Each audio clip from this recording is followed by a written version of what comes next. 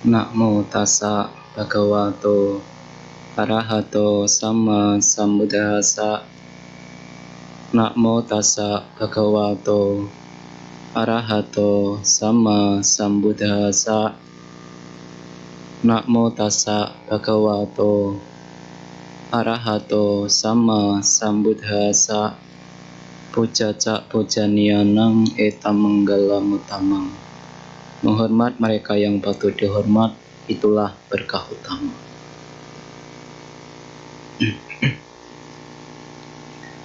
Ya, pemimpin puja bakti ya, yang saya hormati, Ibu Bapak, Saudara-saudara sedama, selamat malam. Terpujilah Sang Buddha, Namo Buddhaya. Pada malam hari ini, Ibu Bapak ya, datang ke Dhammasala atau Wihara Dharma Sukha Pluit untuk melakukan kebajikan, yaitu memberi penghormatan, berbakti kepada Tiratana, kepada Buddha, Dhamma, dan Sangha. Saya meyakini bahwa Ibu Bapak datang ke wihara karena suatu dorongan ingin melakukan kebajikan. Karena kita meyakini bahwa kebajikan itu berhubungan dengan kebahagiaan. Cepat atau lambat, kebajikan itu ya buahnya ya kebahagiaan. Sedangkan kalau kita melakukan keburukan, pikiran buruk, ucapan buruk, perilaku buruk, itu berhubungan dengan penyesalan, kekecewaan, kesedihan, cepat atau lambat. Ini soal waktu saja. Kalau kita memberikan analogi atau perumpamaan, misalnya, izin memberikan perumpamaan, kalau ada seseorang ini menanam buah mangga, bukan berarti 1 bulan, 2 bulan akan merasakan nikmatnya, manisnya buah mangga tersebut. Tapi membutuhkan waktu. Mungkin 1 tahun, 2 tahun, 3 tahun baru merasakan manisnya buah mangga tersebut. Tetapi kalau seseorang itu menanam buah pare misalnya, dia juga akan merasakan pahitnya apa yang ditanam. Bagaimanapun juga, apakah benih mangga sama benih pare itu ditanam di tanah yang sama akan menghasilkan buah yang berbeda. Begitu juga pikiran kita, pikiran buruk, ucapan buruk, perilaku jasmani buruk, itu anggap saja bijinya. Ya, biji, benih. Karena kita telah memiliki benih itu, kalau dirawat, ditanam, ya akan berbuah kepahitan. Ini soal waktu. Kadang-kadang kita ini kan tidak sabar. Saya ini sudah berdana, sudah praktek moralitas. Tetapi kenapa hidup saya kok merugi ataupun ada kesulitan-kesulitan di dalam kehidupan. Bagaimanapun juga Ibu Bapak Saudara-saudara sedama, selama kita masih menjadi manusia, maka kita akan terkena yang namanya hukum alam atau 8 kondisi dunia. Ya kadang kita ini ya mendapatkan apa yang diharapkan. Kadangkala apa yang diharapkan tidak didapat, justru rugi yang didapat. Kadangkala kita dipuji, di sisi lain kita juga akan dicela. Apakah hanya kita yang mendapatkan celaan dan pujian? Tidak. Para Arya sekalipun, manusia yang mulia, itu pun mendapatkan pujian juga mendapatkan celaan. Di kesempatan lain, Sang Buddha juga pernah dicela, pernah dimaki-maki, bahkan pernah difitnah, menghamili seseorang. Kita pun mungkin pernah dicela, pernah dicaci maki. Cuma yang membedakan adalah mungkin kita baper, membawa perasaan. Tetapi kalau Sang Buddha kan sudah tidak ada kebencian. Hanya soal itu saja. Selama kita baper, selama kita membawa perasaan itu, ia telah menghinaku, ia telah mencelakaiku, maka akan timbul yang namanya kebencian. Kesedihan, kekesalan, kekecewaan itu secara singkat, secara sederhananya bisa timbul karena 3 hal. Yang pertama adalah ia telah menyakitiku. Ketika kita telah memunculkan pikiran itu, kita bisa kecewa. Kenapa dia kok bisa menyakitiku? Dan kadang kadarnya ini berbeda. Kalau yang menyakiti itu adalah teman sahabat, ini tidak lebih perih dibanding kalau yang menyakiti itu adalah saudara sendiri. Ya, ini saya adiknya loh. Ini saya kakaknya loh. Kenapa Anda menyakitiku? Tetapi mungkin agak berbeda kalau teman sahabat yang menyakiti. Oh ya sudahlah, memang seperti itu orangnya. Ada berbeda. 2 orang, tetapi kita memiliki pemahaman dia adalah teman saya, dia adalah keluarga saya, kerabat saya, ini juga kita akan berbeda. Apalagi kalau yang menyakiti Anda adalah pasangan hidup Anda. Itu jauh sakitnya, mungkin lebih parah dibanding kalau Anda disakiti sahabat atau kerabat. Saya ini hidup dengan Anda ini sudah 20 tahun. Tetapi kenapa Anda menyakitiku? Kenapa Anda menipuku? Nah ini. Jadi yang pertama adalah kejengkelan, kebencian, kemarahan, kekecewaan. Itu bisa muncul karena ia telah menyakitiku. Ini yang pertama. Yang kedua, ia telah menyakiti orang yang saya sayangi. Kalau yang pertama adalah ia telah menyakitiku. Yang kedua adalah ia menyakiti orang yang saya sayangi. Ketika punya anak, mungkin dapat marah dari guru, mungkin dapat marah dari orang lain, Anda menjadi orang yang tersakiti. Wah, dia telah menyakiti anakku. Dia telah menyakiti saudaraku. Dia telah menyakiti orang tuaku. Dia telah menyakiti suamiku. Ini juga bisa timbul kejengkelan, timbul kemarahan, timbul kebencian. Kalau kita tidak mampu menahan, tidak mampu mengelola kebencian itu, dibiarkan lama-lama, itu hanya akan membawa dendam. Kalau sudah ada dendam, bahaya. Maka banyak terjadi pembunuhan misalnya, itu karena ketidakmampu mengolah kebencian kita, tidak mampu mengolah kejengkelan kita, sehingga kita akan merencanakan saya akan menyakitinya karena dia telah menyakiti orang yang saya sayangi. Maka yang kedua adalah kita bisa jengkel, bisa benci, bisa marah, bisa dendam, itu karena ia telah menyakitiku. Yang ketiga, kejengkelan, kemarahan, kebencian itu bisa muncul kepada orang baik. Bahkan orang baik pun kita bisa benci. Bagaimana? Misalnya, dia ini menolong, dia ini berbuat baik, tetapi kepada orang yang tidak kita sukai. Saya benci sama dia, kenapa Anda menolong dia? Bahkan kita ini bisa benci kepada orang yang baik sekalipun. Itulah bahayanya kekotoran batin kita. Orang baik saja kita benci loh. Kita mungkin punya teman, saya tidak suka dia. Tetapi ada orang lain yang membantu dia, bercakap-cakap dengan manis, bercakap-cakap dengan harmonis. Kita menjadi orang yang tersakiti melihat itu. Kenapa kamu berteman dengan dia? Padahal orang itu baik loh. Tapi kenapa kita benci kepada dia? karena ada orang yang tidak kita sukai. Apakah pernah kita merasakan itu? Saya meyakini pernah. Saya pun pernah masalahnya.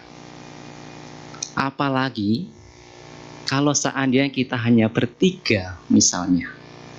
Suatu ketika saya masih menjadi Samanera di Mendut, kita punya 3 angkatan. Ini berbahaya. Bisa timbul pertengkaran, bisa timbul kebencian. Kenapa dia ini bersahabat kok sekali kayaknya meninggalkan saya? Bisa saja, kenapa tidak?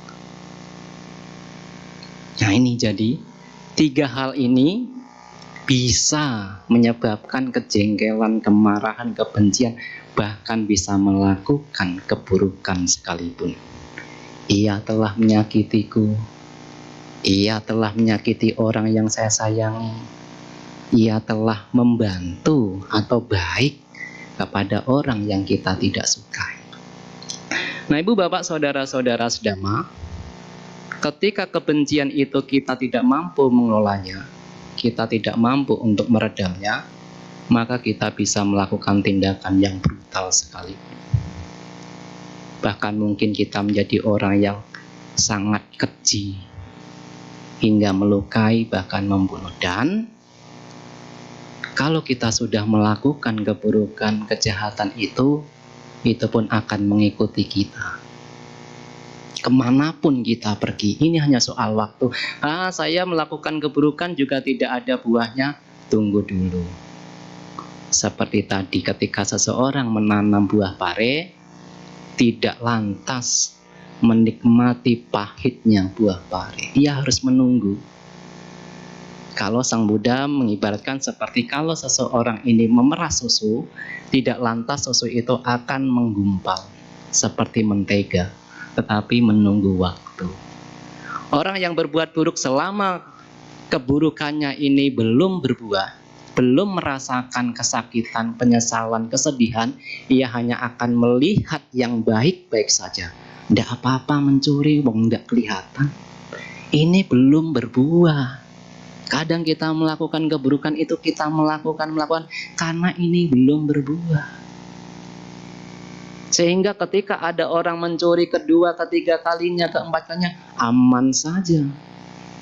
Tetapi setelah 5 kali, 6 kali baru ketahuan. Dan biasanya kalau perbuatan buruk itu sudah berbuah, yang lain ini mengikuti. Berbuah.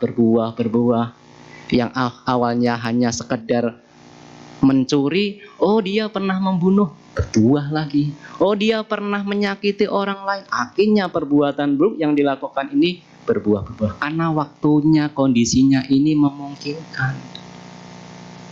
Karena itulah kadang ketika kita membaca berita, yang dilakukan perbuatannya itu cuma sekali yang kelihatan, tapi tiba-tiba ada yang mengungkap, oh iya saya dulu pernah ditipu sama dia. Oh dia ini dulunya pernah menipu yang lain, pernah membunuh dan selain sebagainya. Begitu juga kebajikan. Kalau kebajikan ini sudah berbuah, biasanya kebajikan-kebajikan yang lain ini akan ikut menyertainya. Maka itulah, selama perbuatan baik itu belum berbuah, kadang seseorang ini hanya melihat yang buruk-buruk. Lah kenapa saya sudah berbuat kebajikan kok masih belum ada kebahagiaan? Dia hanya fokus kepada ketidakbahagiaannya. Padahal kan soal waktu.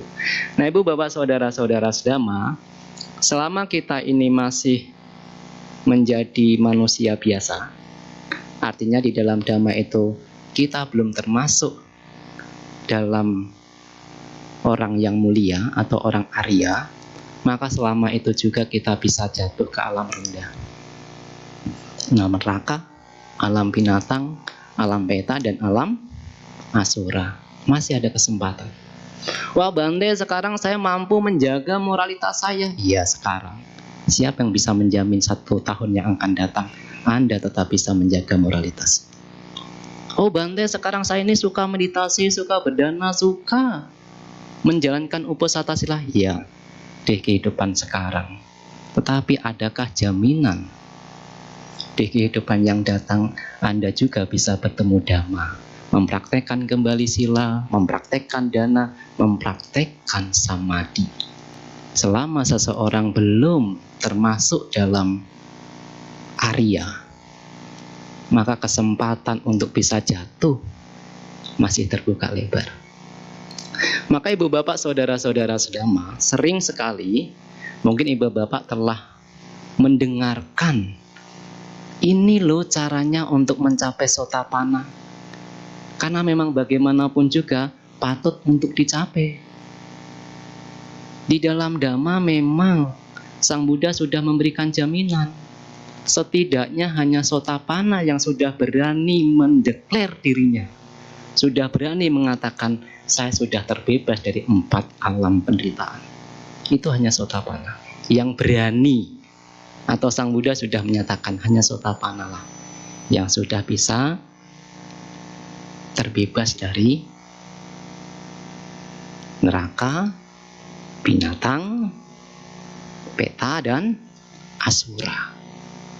Sedangkan ibu bapak, saudara-saudara sedama, ketika seseorang ini sudah jatuh ke alam rendah, untuk bisa bangkit kembali ke alam manusia, itu sulitnya minta ampun. Entah sudah berapa kali ibu bapak mendengar kata seperti ini, tapi seperti itulah kenyataannya. Memang patut untuk diulang-diulang agar kita ingat. Nanti kalau tidak diulang-diulang, kita lupa, kita bebas melakukan apa saja. Ya, itu sulit. Bahkan ketika sudah menjadi manusia sekalipun, untuk bisa kembali ke alam manusia, itu tidak mudah. Maka suatu ketika, Sang Buddha ini mengambil tanah dengan jari kuku. Dan setelah itu bertanya kepada para biku, oh para biku, manakah yang lebih banyak? Tanah yang ada di jari kuku saya atau tanah yang ada di bumi? Apa kira-kira jawabannya? Tanah yang ada di jari kuku Sang Bhagwa sedikit sekali. Sedangkan tanah yang ada di bumi banyak. Dan Sang Buddha menyatakan bahwa begitulah. Ketika seseorang ini sudah terlahir menjadi manusia, untuk bisa kembali ke alam manusia, jumlahnya sedikit. Seperti tanah yang ada di jari kuku. Tetapi ketika sudah terlahir menjadi manusia, jatuh ke alam neraka, binatang, peta, dan asura, jumlahnya tak terhingga. Seperti tanah yang ada di bumi. Itu pernyataan dari Sang Buddha. Nah ibu bapak, saudara-saudara sedama, itulah. Jadi ketika sudah terlahir kembali lagi, ketika kita sudah menjadi manusia dan kembali lagi kepada manusia itu sulit. Apalagi nanti kalau sudah jatuh ke alam rendah, binatang sekali misalnya. Untuk bisa kembali ke manusia, lahir menjadi manusia, binatang itu sulit. Alasannya kenapa? Karena di alam binatang itu sulit untuk mempraktekkan Dhamma. Coba cek, ada enggak? Mungkin ada, tetapi berapa banyak binatang yang bisa berbagi dengan yang lain? Berapa banyak binatang yang mempraktekkan moralitas? Berapa banyak binatang yang bisa bermeditasi? Bagaimana sih dana, sila, samadhi ini dipraktekkan di alam binatang? Bahkan kucing sekalipun anaknya itu bisa dimangsa. Maka suatu ketika saya masih menjadi samanera di Mendut, itu ada kucing yang sedang melahirkan. Nah pada saat itu ada seorang samanera yang sekarang sudah menjadi bante, mengasih tahu, Mbak, samanera, itu anaknya, kucingnya dimangsa sendiri oleh induknya, ibunya. Ah masa? Iya, saya masih bisa melihat ini di mulutnya masih ada darah. Dan apa itu, kepalanya dibuat main-main. Anaknya sendiri dimangsa untuk dimakan. Itu baru kalau lapar. Belum lagi kucing itu dalam kehidupan sehari-hari untuk menjalankan kehidupannya, ia harus membunuh. Kecoa dipangan, dimakan, dibunuh. Burung dibunuh, dimakan. Mungkin ada cicak juga dibunuh, tikus juga dibunuh. Kadang saya kalau melihat itu justru kucing itu bermain dengan tikus, tidak dimakan tapi untuk dimain-mainkan. Nggak tahu ya, ibu bapak pernah melihat nggak? Ya, nah ketika itu kita pun merenungkan, kok kucing ini menyakiti kucing, tikus, walaupun tidak dimakan, sampai dibuat mainan sampai mati misalnya. Nah kalau kita melihat itu loh, kucing ini untuk mempertahankan kehidupannya harus membunuh, lalu bagaimana ia berbuat kebajikan? Dari situ kan kita bisa berlogika, oh kalau untuk menjalankan atau mempertahankan kehidupannya hanya sekedar untuk membunuh makhluk lain, bagaimana dia bisa berbuat kebajikan? Maka itulah ketika perenungan, ketika Pangeran Siddhartha meninggalkan istana, berjuang di hutan Urwela, ketika menjadi petapa Siddhartha, menyiksa diri, betapa keras dukkha carya, praktek yang sulit untuk dilakukan. Hingga suatu ketika Bodhisatta ini sampai mengatakan, apa yang saya praktekkan ini adalah yang sudah levelnya sudah tinggi. Baik petapa di masa lalu, petapa di masa depan, atau petapa di masa sekarang, jika ia melakukan penyiksaan diri, praktek yang sulit ini hanya sebatas yang saya praktekkan, tidak lebih. Kalau ia mempraktekkan lebih dari apa yang saya praktekkan, ia bisa meninggal. Maka itulah suatu ketika kan petapa Siddhartha ini sampai jatuh terjerembab misalnya, karena sudah tidak punya tenaga, mengurangi sedikit demi sedikit, makan itu dikurangi demi apa? Demi mencapai pencerahan. Betapa sangat gigihnya petapa Siddhartha, guru agung kita. Kadang kita pun lantas berpikir, sudah sejauh mana kita praktek? Tidak ada bandingnya jika dibanding dengan petapa Siddhartha. Hingga suatu ketika petapa Siddhartha ini karena mengurangi makan dari yang sedikit sampai sedikit, hanya sedikit, harus kurus kering. Hingga para dewa ini mengetahui, hingga suatu ketika petapa Siddhartha ini berbicara sendiri mungkin di dalam dirinya, bagaimana kalau seandainya saya praktek tidak makan sama sekali. Pada saat itu ibu bapak saudara-saudara sedama, petapa Siddhartha ingin praktek tidak makan sama sekali demi mencapai pencerahan. Karena ada anggapan di masa itu kesucian itu hanya bisa dicapai dengan cara menyiksa diri. Maka petapa Siddhartha ketika mengurangi sedikit, makanya masih belum mencapai pencerahan, sampai berpikir, bagaimana kalau saya tidak makan sama sekali. Ketika petapa Siddhartha mengatakan seperti itu, punya pemikiran seperti itu, sekelompok dewa ini datang. Jangan lakukan itu petapa Siddhartha. Itu yang dikatakan para dewa. Kalau petapa Siddhartha ini mempraktikkan tidak makan sama sekali, kami para dewa akan menyuntikkan sari-sari makanan surgawi ke pori-pori tubuh petapa Siddhartha agar masih bisa hidup. Ketika petapa Siddhartha mendengar bahwa ada sekelompok dewa yang ingin menyuntikkan sari-sari makanan ke dalam tubuh, petapa Siddhartha merenung. Kalau saya ini mengatakan praktek tidak makan sama sekali, tetapi para dewa ini menyuntikkan sari-sari makanan ke tubuh saya, artinya saya berbohong.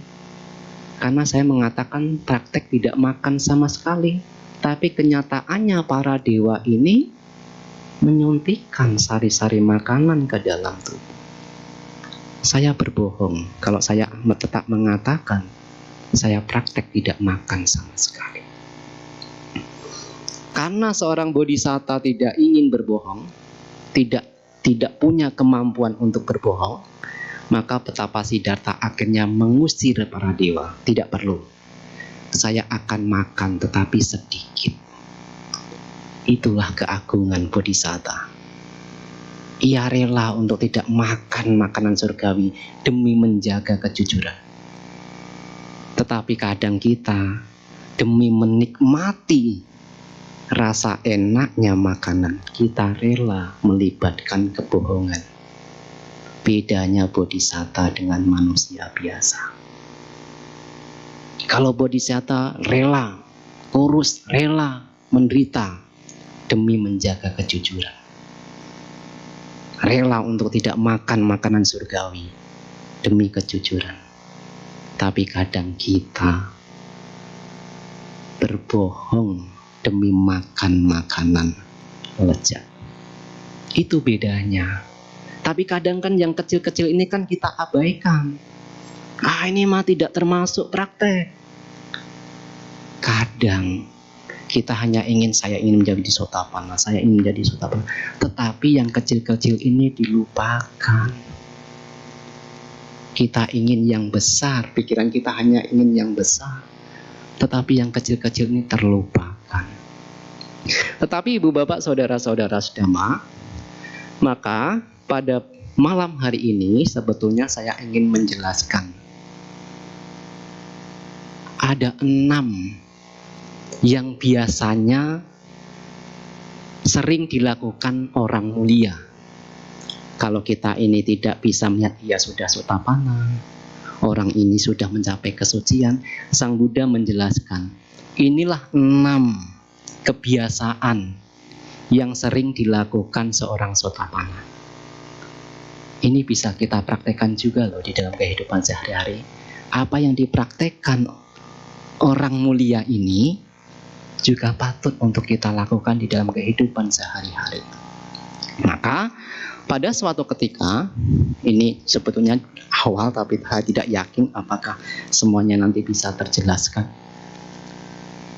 Suatu ketika Sang Buddha ini sedang menetap di Kapilawatu, di Sakya, di tengah-tengah suku Sakya. Kapilawatu itu adalah tempat atau daerah di mana Pangeran Siddhartha dilahirkan. Di Kapilawatu. Kalau sekarang sudah menjadi negara Nepal, ya.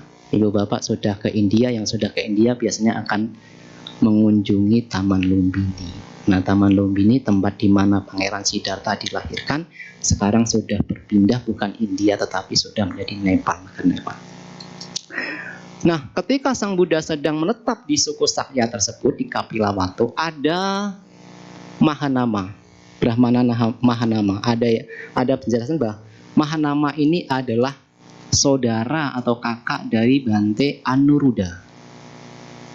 Berarti Pangeran Mahanama, ia adalah kelahiran kesatria. Karena Bante Anuruddha itu adalah termasuk pangeran. Ketika itu menjadi biku beserta 6 pangeran yang lain. Yang sama dengan Bante Ananda, ada Bante Dewadatta, ada Bante Anuruddha, ada Pangeran Kimbila, sepertinya Badia, ada 6 pangeran ketika itu. Salah satunya adalah Pangeran Anuruddha. Sangat menarik sebetulnya percakapan antara Pangeran Anuruddha dan Pangeran Mahanama, sehingga bagaimana Pangeran Anuruddha ini bisa meninggalkan segala kemewahan.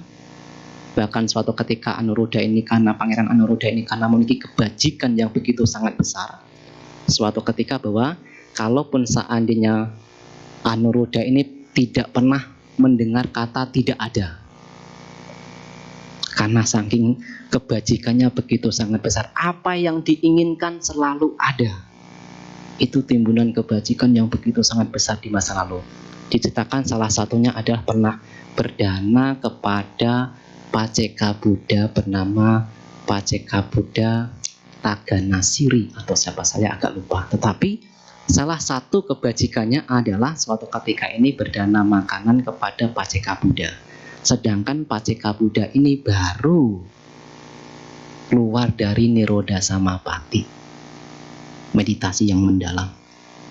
Nah, ketika berdana, Anuruddha yang kelahiran yang lalu itu mengatakan, semoga di kehidupan yang akan datang saya tidak pernah mendengar kata tidak ada. Karena pada saat itu ia menjadi orang miskin. Bersama istrinya menjadi orang miskin sehingga ia begitu sangat kesulitan kehidupannya, makannya sulit.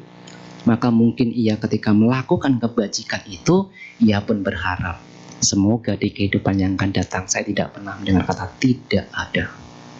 Maka ketika terlahir menjadi Pangeran Anuruddha, ini apa yang diinginkan selalu ada. Tidak pernah mendengar kata tidak ada. Saya ingin jus mangga, ada. Orang tuanya menyediakan. Bahkan suatu ketika diceritakan, karena ibunya ini ingin memberikan pelajaran karena sudah minta-minta.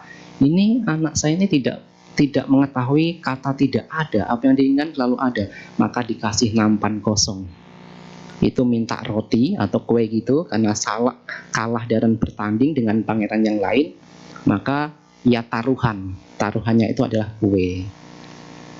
Nah, ketika itu ibunya ini ingin memberi pelajaran, anak saya ini tidak pernah mendengar kata tidak ada. Kalau begitu, untuk menjelaskan itu dikasih nampan kosong, ditutup. Nah, kosong berarti tidak ada itu kuenya. Tetapi di tengah perjalanan para dewa mengetahui, karena kebajikan Pangeran Anuruddha yang begitu sangat besar inilah, maka tiba-tiba yang tadinya nampan kosong ini terisi kue surgawi. Para dewa ini memberikan. Nah, ketika Anuruddha mencicipi kue tersebut, ia belum pernah merasakan nikmatnya makanan sebelumnya. Maka ia tidak mau makan kalau tidak kue tersebut. Maka ketika ingin kue itu, ya para dewa memberitahu, para dewa mengasih tahu, memberi. Itu salah satu kitab ulasan ya, cerita di masa lalu. Ini sangat menarik sekali. Ibu bapak nanti bisa mengecek ya cerita-cerita seperti itu, latar belakang atau biografi dari Bante Anuruddha. Bagaimana Bante Anuruddha juga memiliki mata dewa yang sangat unggul dibanding dengan semua para biku di masa Sang Buddha. Bante Anuruddha adalah yang terunggul memiliki mata dewa. Nah, ibu bapak, saudara-saudara sedama, kembali kepada Mahanama ya. Mahanama, orang Sakya ini atau Pangeran Mahanama ini mendatangi Sang Buddha, ibu bapak. Jadi sudah ada sebuah kebiasaan, kalau orang itu ingin bijaksana, biasanya akan mendatangi orang-orang bijaksana. Tetapi ketika sudah datang itu jangan didiamkan. Ketika ibu bapak melihat, oh ya Bante itu datang, ibu bapak datang, tetapi jangan hanya diam, tetapi berbicaralah tentang Dhamma, bertanya tentang Dhamma. Itu akan membuat orang ini bijaksana. Tidak hanya melihat, kalau di dalam Manggala Sutta melihat petapa, melihat para biku, itu sudah berkah. Apalagi kalau ibu bapak mendekati, bertanya tentang Dhamma, ibu bapak akan menjadi orang yang bijaksana. Begitu juga Pangeran Mahanama ini ketika bertemu dengan Sang Buddha, duduk di tempat yang sesuai, dan setelah itu bertanya. Nah, bertanya. Kira-kira seperti ini pertanyaannya, saya tulis. Bante, bagaimanakah seorang siswa mulia yang telah sampai pada buah dan telah memahami ajaran seringkali berdiam? Artinya setidaknya bagaimana seorang Sotapanna itu seringkali berdiam. Ya, berarti Sotapanna, Sakadagami, Anagami, Arahat, itu biasanya apa yang dilakukan? Yang sering dilakukan, ya setidaknya ya Sotapanna. Maka Sang Buddha menjelaskan 6 inilah orang-orang mulia itu sering berdiam diri dengan merenungkan 6 ini. Yang pertama adalah Sang Buddha menjelaskan Arya Sawako Tatagatang Anusarati. Ini yang pertama. Artinya adalah seorang mulia mengingat Sang Tathagata. Itu yang pertama. Orang mulia ini sering mengingat Sang Tathagata. Ibu bapak berapa kali sehari ingat Sang Buddha? Sesering apa kita ingat kepada Guru Agung kita Sang Buddha? Para Arya, orang mulia sering mengingat Sang Buddha, tetapi tidak Sang Buddhanya yang diingat, nilai luhurnya, kualitasnya yang diingat. Apa yang diingat? Buddhano Sati. 6 kualitas dari seorang Buddha. Sebetulnya kualitas Buddha ini kan banyak sekali. Tetapi yang sering disebutkan adalah 9 ini yang ada di dalam Buddha Nusati. Nah, sebetulnya saya mau menjelaskan satu-satu, tetapi waktunya. Seorang mulia ini sering berdiam mengingat kualitas dari Sang Tathagata. Yang pertama adalah Arahang. Ingat, Arahang itu apa? Arahang ini adalah Maha Suci. Apa itu yang disebut suci? Yang disebut suci adalah bersih. Kenapa bersih? Artinya batin dari Sang Buddha ini sudah bersih dari kotoran batin. Sudah bersih dari noda. Seperti layaknya kain putih yang tidak ada nodanya sama sekali. Seperti itulah suci itu. Kebencian sudah hancur, keserakahan sudah hancur, kebodohan batin sudah hancur, kemarahan, dengki, dan lain sebagainya. Noda batin ini sudah hancur, bersih, suci. Seperti kain putih tanpa noda sedikit pun. Itu adalah Maha Suci. Batin Sang Buddha itu sudah suci. Yang kedua adalah Sama Sambuddha. Kalau saya menjelaskannya 9 ini agak nanti nggak pulang Ibu Bapak. Maka saya akan ambil yang beberapa saja. Yang kedua adalah Sama Sambuddha. Sama Sambuddha itu adalah mencapai pencerahan dengan usaha diri sendiri. Kadang kalau Sama Sambuddha disebutkan mencapai manusia yang telah tercerahkan sempurna, agak kurang lengkap. Berarti Sama Sambuddha ini adalah mencapai pencerahan kesempurnaan dengan usaha sendiri dan ditambahi mampu mengajarkan dhamma dan yang mendengarkan mampu mencapai kesucian. Karena ada penjelasan bahwa Paceka Buddha mampu mencapai pencerahan dengan usaha sendiri tapi tidak mengajarkan dhamma. Ya toh? Pernah mendengar ya? Sama Sambuddha adalah mencapai pencerahan sempurna dengan usaha sendiri, tanpa wahyu, tanpa bantuan, karena kecerdasan, karena kebijaksanaan sendiri, dan mampu membuat atau orang yang mendengarkan dhamma yang disampaikan itu mencapai kesucian. Sama Sambuddha. Yang ketiga adalah Wijacara Naksampano. Wijacara ini sering diartikan sebagai sempurna pengetahuan dan tindak tanduknya. Pengetahuan setidaknya ada 3 yang dicapai Petapa Siddhartha ketika duduk di bawah pohon Bodhi saat Purnama Siddhi di bulan Waisak. Yang pertama yang dicapai oleh Petapa Siddhartha pada jaga malam pertama adalah Bubeni Wasanu Sati Nyana. Mampu mengetahui, mampu melihat kelahiran-kelahiran yang lampau. Itu dicapai ketika Petapa Siddhartha ini dijaga pertama diceritakan. Oh, saya dulu lahir di sini, meninggal di sini. Istri saya ini, penyakit saya ini, makanan saya ini. Meninggal di sana, lahir di B. Oh, di sana saya lahir seperti itu, kekayaan saya seperti itu, pasangan hidup saya itu. Lihat lagi, maka itulah diceritakan begitu banyak kelahiran yang telah diketahui oleh Sang Buddha. Apa Petapa Siddhartha? Maka kita bisa membaca Jataka. Jataka itu diyakini sebagai kehidupan masa lalu dari Sang Buddha atau kehidupan ketika masih menjadi Bodhisatta. Ini yang pertama, pengetahuan, mampu mengetahui Bubeni Wasanu Sati Nyana. Pengetahuan, mampu mengetahui kelahiran masa lalu.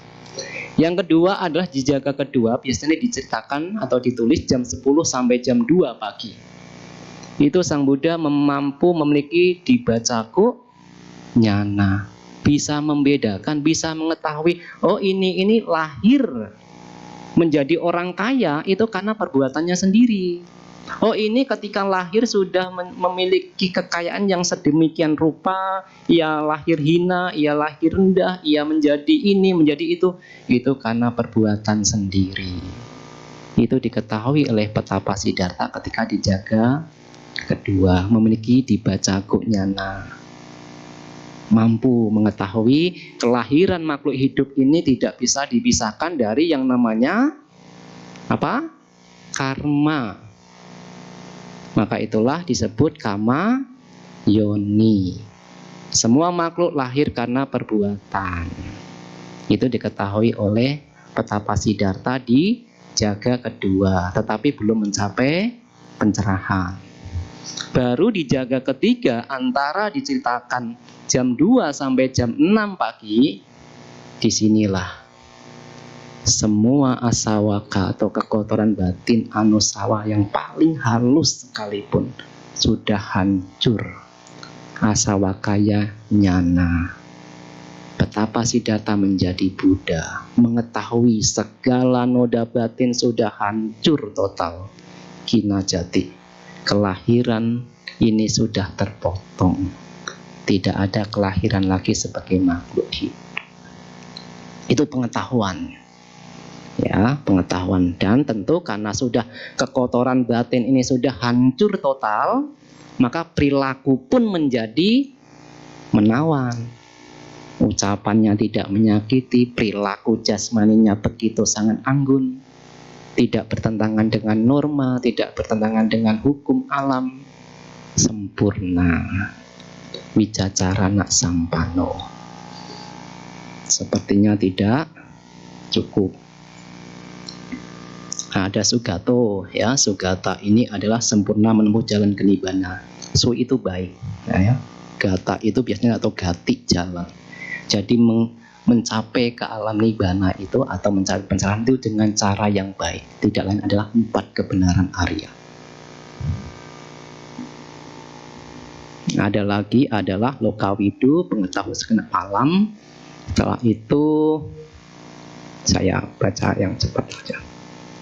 Anutaro Purisa Dhamma Sarati, pembimbing manusia yang tiada taranya. Sang Buddha begitu sangat mengetahui dengan detail batin seseorang.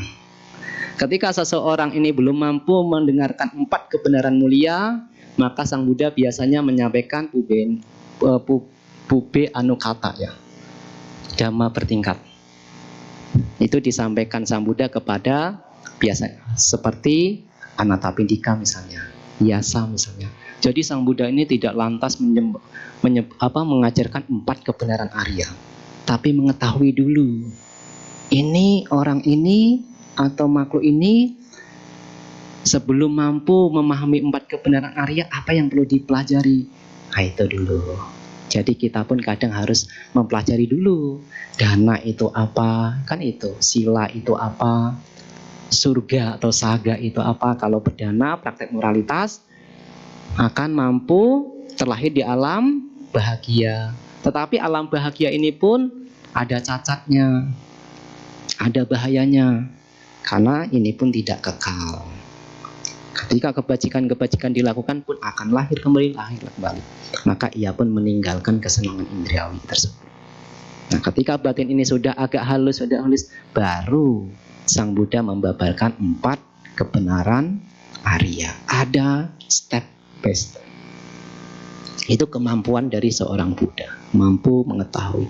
Sata Dewa Manusanang, yaitu guru para dewa dan manusia. Ini sudah tidak perlu dijelaskan, ibu bapak sudah meyakini sekali bahwa tidak hanya manusia yang mendengarkan Dhamma, yang berguru kepada Buddha, yang ingin mendengarkan Dhamma, tapi bahkan para dewa pun turun ke bumi untuk bisa bertemu dengan Sang Buddha, menghormat kepada Sang Buddha, dan mendengarkan Dhamma.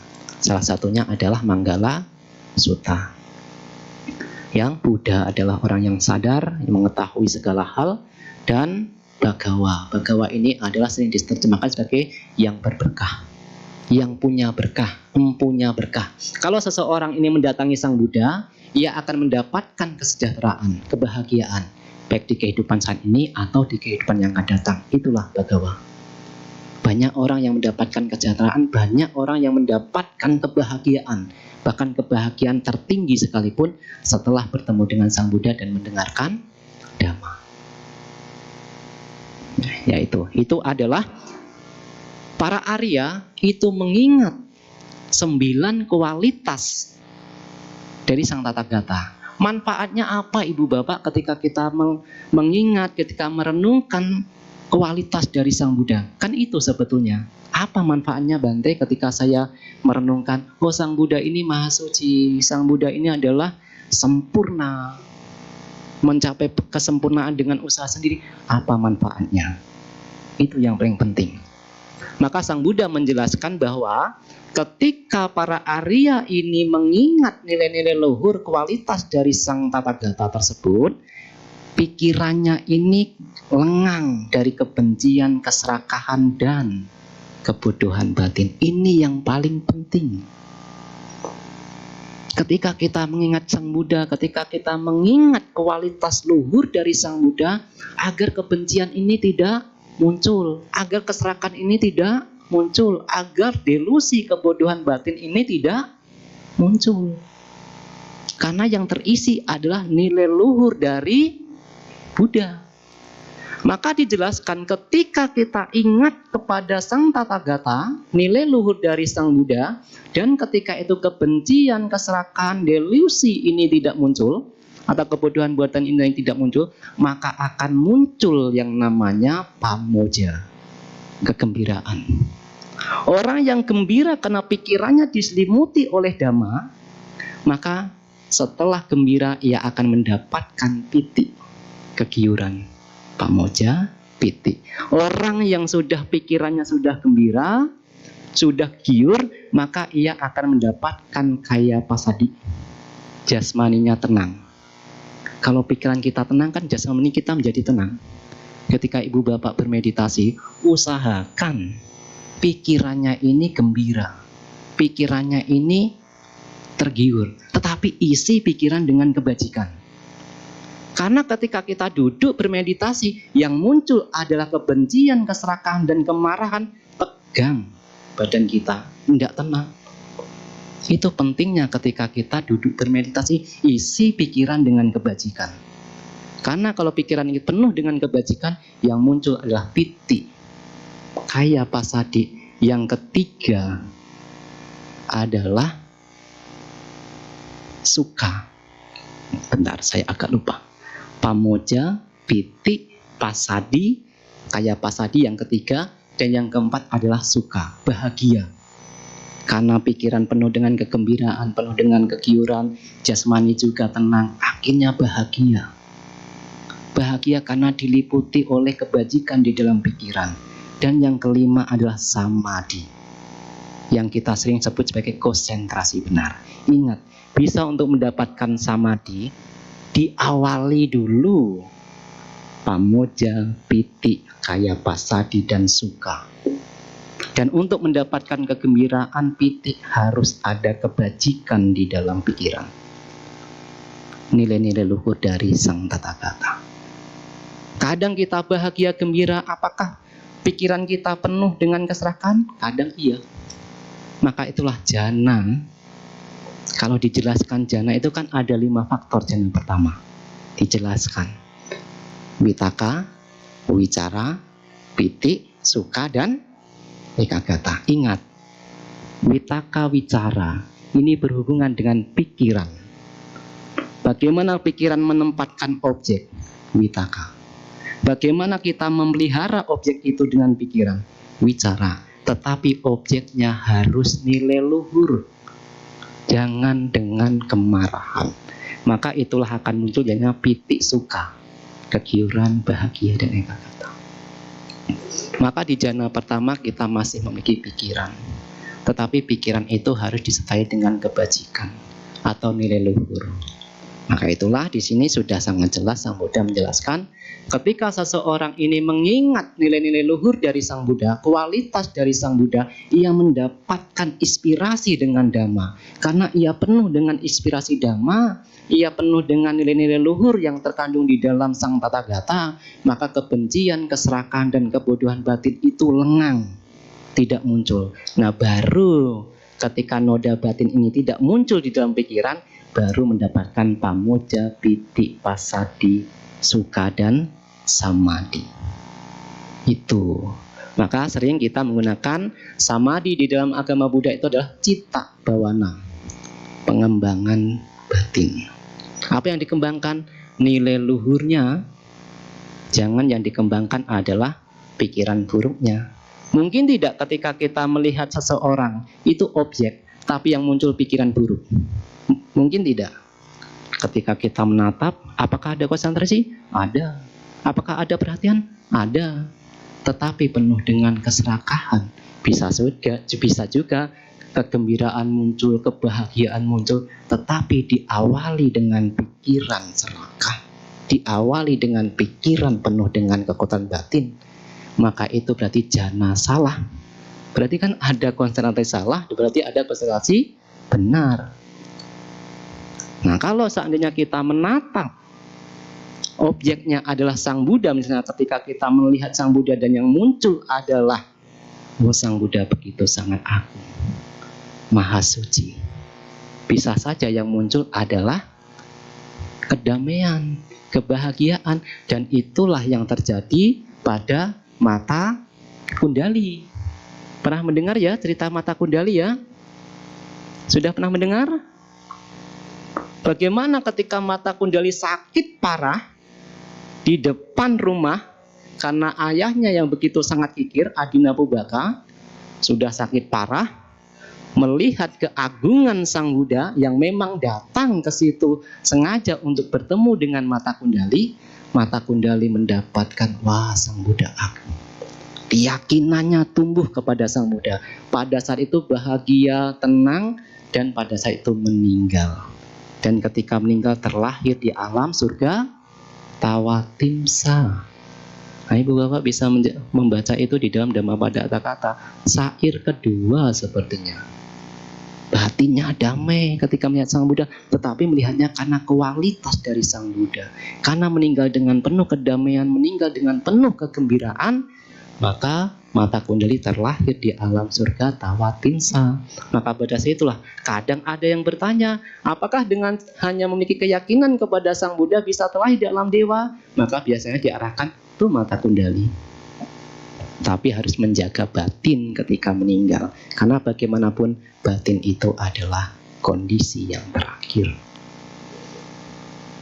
Nah, Ibu Bapak, saudara-saudara sedama, para Arya ini sering berdiam diri dengan cara merenungkan atau mengingat nilai-nilai luhur dari Sang Buddha, atau biasanya disebut Arya Sawako Tatagatang Anusarati.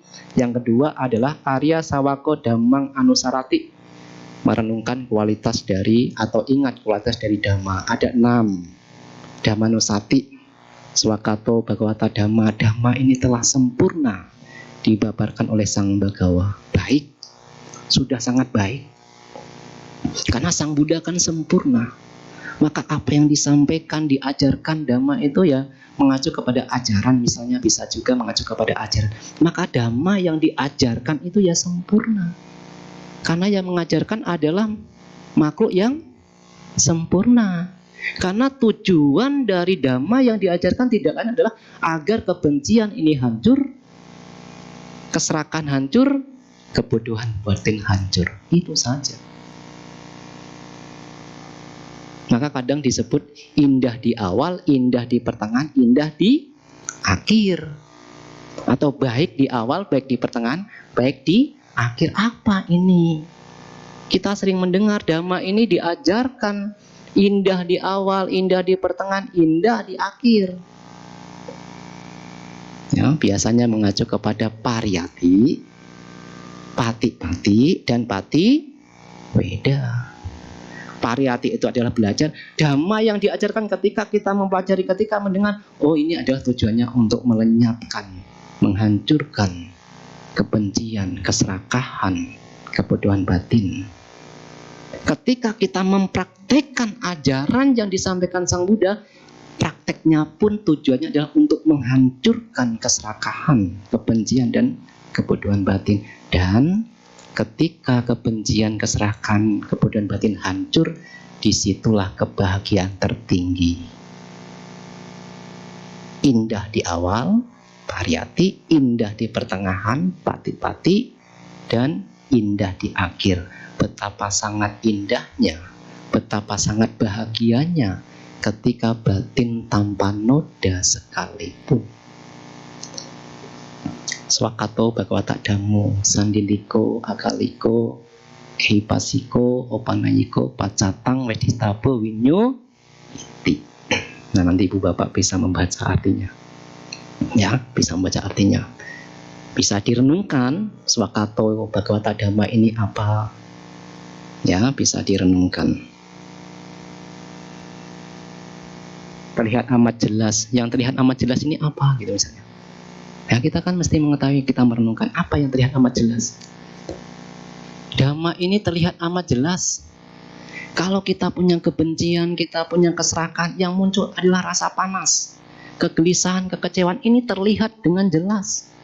Oh, kalau saya lagi benci, saya lagi marah, ini rasanya tidak nyaman sama sekali. Ini terlihat amat jelas. Sang Buddha juga menyatakan usia tua, usia ini adalah penderitaan.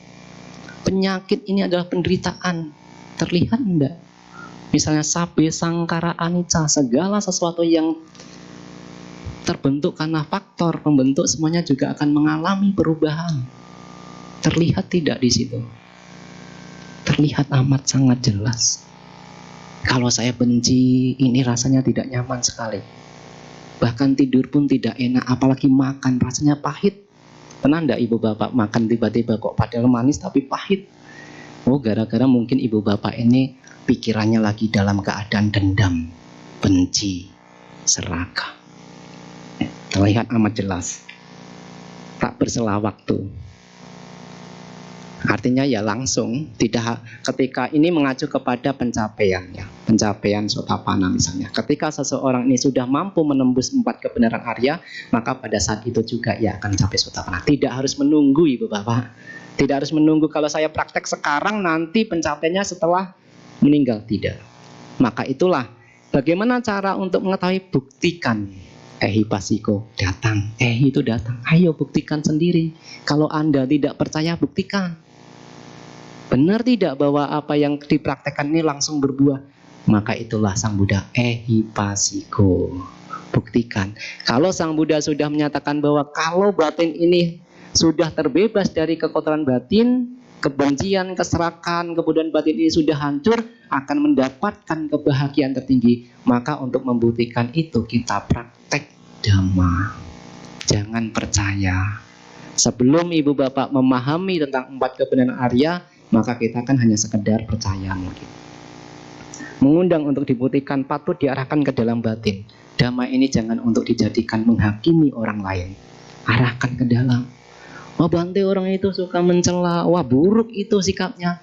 Dhamma yang kita ajarkan ibu bapak bukan untuk menghakimi orang lain, bukan untuk mencela orang lain. Ia buruk, ia salah, tetapi kita renungkan, masukkan ke dalam diri. Kalau orang itu berbuat seperti itu tidak baik.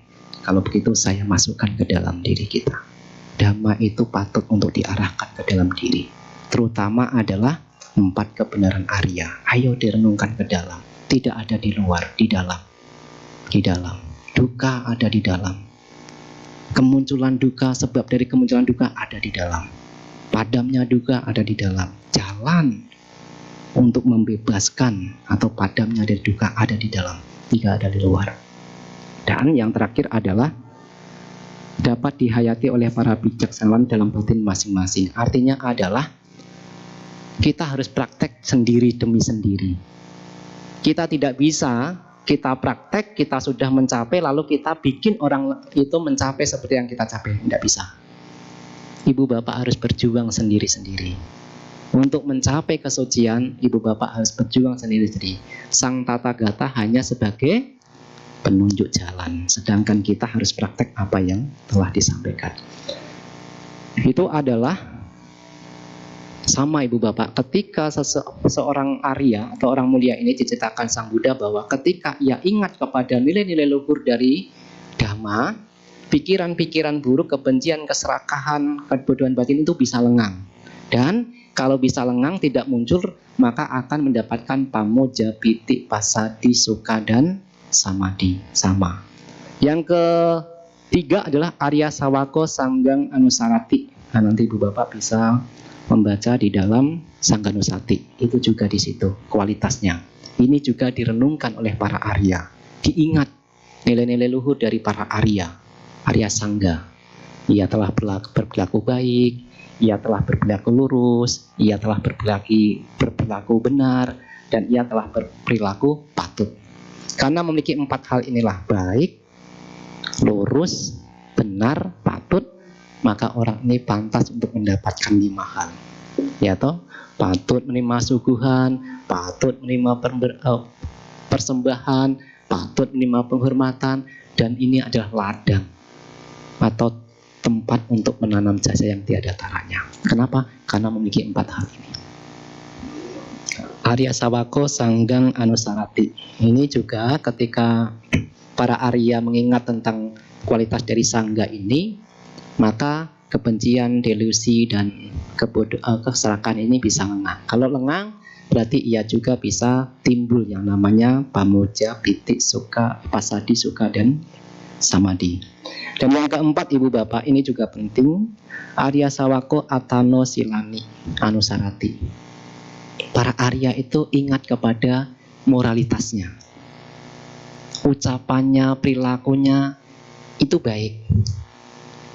Seorang Arya rasanya tidak mungkin akan membunuh manusia misalnya, karena seorang Arya setidaknya Setapana ini sudah tidak mungkin terlahir di alam neraka, alam binatang, alam peta, dan alam asura, maka sulit untuk melanggar sila, apalagi sampai membunuh, apalagi sampai mengganggu istri orang lain, suami orang lain.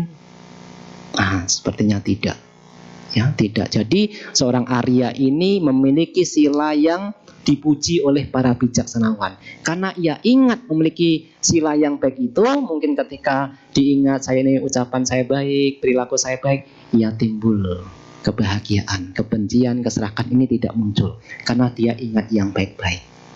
Maka itulah ibu bapak, sila itu patut untuk dijaga. Kalau sebagai perumah tangga ada 5. Ya, ada 5. Biasanya kalau hari uposata meningkatkan spiritualnya 8 sila. Yang keempat adalah, yang kelima adalah Arya Sawako Atano Cagang Anusarati, cagang kedermawanan. Seorang Arya setidaknya Setapana ini memiliki kedermawanan yang begitu sangat baik.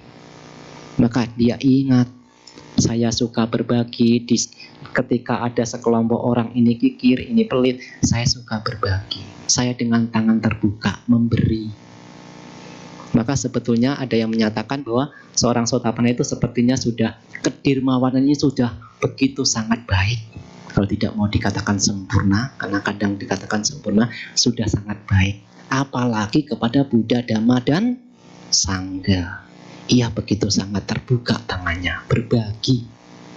Bahkan suatu ketika Anathapindika kan pernah jatuh miskin, toh pernah dengar ya? Tetapi bagaimanapun juga walaupun dia jatuh miskin, sudah dihalang-halangi seorang makhluk yang bukan manusia, kamu kan sudah kehilangan harta banyak, untuk apa berdana lagi kepada Buddha, Dhamma, dan Sangga? Bahkan makhluk itu diusir dari rumahnya. Karena seorang Sotapana sudah kekikiran itu, apalagi kepada Buddha, Dhamma, dan Sangga, rasanya sudah terkikis habis. Maka ketika seorang Arya ini merenungkan, saya ini memiliki kedermawanan, saya ini memiliki tangan terbuka, saya suka berbagi kepada banyak orang. Di saat banyak orang ini kikir, tetapi saya dengan tangan terbuka. Ketika ingat akan hal-hal itu, ia begitu bahagia. Ini juga yang dilakukan oleh para Arya. Dan yang terakhir adalah Arya Sawako Dewatanusating Baweti. Jadi seorang Arya ini kadang Sotapana ini juga merenungkan, ada loh para dewa ini yang terlahir di alam Catu Marajika, di alam Tawatimsa, di alam Yama, di alam Tusita, di alam Nimanarati, dan di alam Paranimittawasawati. Ada 6 dewa atau dewa-dewa yang lebih tinggi. Ketika ia merenungkan bahwa karena ia memiliki keyakinan ia terlahir di alam dewa, saya pun memiliki keyakinan yang kokoh terhadap Tiratana. Ia pun bahagia karena ia bisa terlahir di alam dewa. Ketika ia merenungkan para dewata itu juga memiliki kemoralan yang baik, memiliki pengetahuan, memiliki kedermawanan, memiliki kebijaksanaan, saya juga memiliki. Maka pada saat itulah ia begitu bahagia. Kebencian, keserakahan, delusi ini bisa kosong, tidak teringat, tidak muncul di dalam pikiran. Karena pikiran tidak penuh dengan kebencian, keserakahan, dan kebodohan batin, maka ia mendapatkan pamuja, kegembiraan. Ia juga mendapatkan piti, kegiuran. Ia juga mendapatkan kaya pasadi, jasmaninya tenang. Ia juga bahagia, suka, dan ia juga samadhi, konsentrasi yang baik.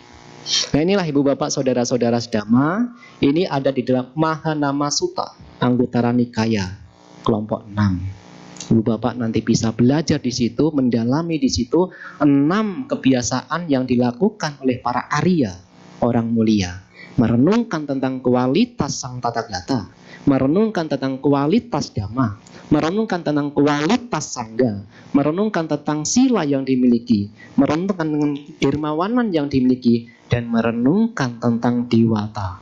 Untuk bisa terlahir di alam dewa itu bukan suatu kebetulan, tapi butuh perjuangan. Miliki sada, memiliki moralitas, memiliki kedermawanan, memiliki kebijaksanaan. Tidak mudah untuk bisa terlahir di alam dewa. Maka pada malam hari ini ibu bapak telah telah melakukan agar ibu bapak ini memiliki keyakinan yang kuat terhadap Buddha, Dhamma, dan Sangha. Salah satu caranya adalah puja bakti. Ibu bapak tidak melupakan puja bakti. Di saat banyak orang lebih suka makan dengan keluarga, di saat banyak orang lebih suka untuk berjalan-jalan, ibu bapak suka pergi ke wihara. Artinya ibu bapak telah memiliki keyakinan.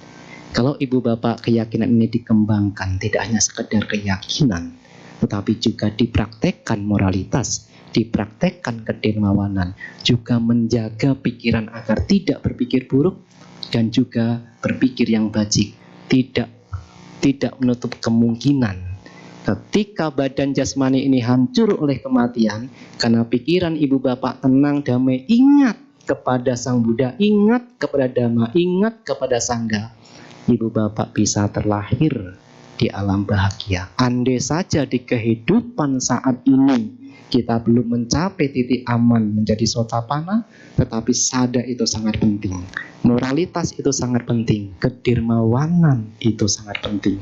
Apalagi kalau kita ingin lebih jauh meneliti, menganalisa tentang 4 kebenaran Arya, itu jauh lebih baik.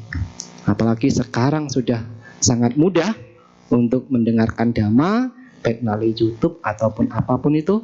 Di situ banyak sekali orang yang memiliki pengetahuan yang cukup baik, menjelaskan dengan cukup baik mengenai 4 kebenaran Arya. Maka sebagai penutup pada malam hari ini, saya sudah banyak sekali, lebih dari 1 jam. Ya, semoga jasa-jasa kebajikan yang dilakukan pada malam hari ini juga turut diketahui oleh para leluhur. Semoga para leluhur berbahagia dan terlahir di alam bahagia. Semoga kita juga senantiasa maju di dalam Dhamma. Semoga semua makhluk berbahagia.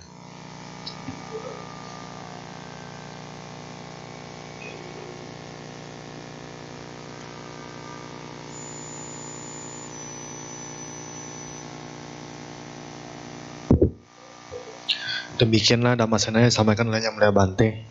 Di sini kami menyediakan 2 sesi pertanyaan dengan cara 2 sesi. Sesi pertama dengan sesi secara lisan. Silakan jika para umat ingin bertanya secara langsung, silakan maju ke depan. Sesi kedua secara tertulis di bangku, disediakan di bangku kalian depan ada pensil dan pulpen. Bila ingin secara tertulis boleh tulis di kertas dan saya akan mengambilnya.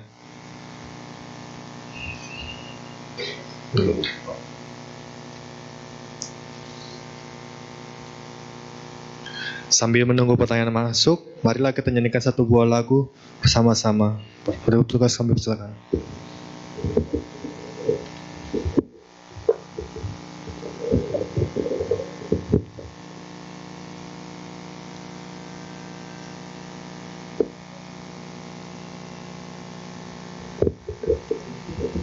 Untuk lagu yang kedua, marilah kita menyanyikan lagu yang berjudul Masihkah Ada yang terdapat pada halaman 68.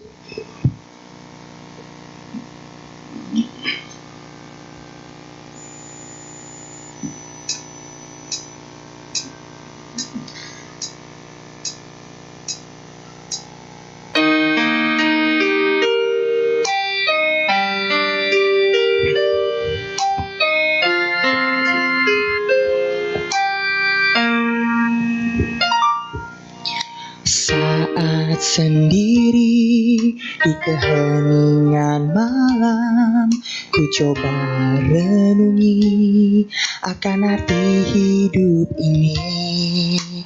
Begitu banyak yang tak pernah ku mengerti, lelah kaki melangkah, jenuh menghimpit jiwa. Begitu banyak tanya di hati ini, namun tak pernah ku temui jawab yang pasti.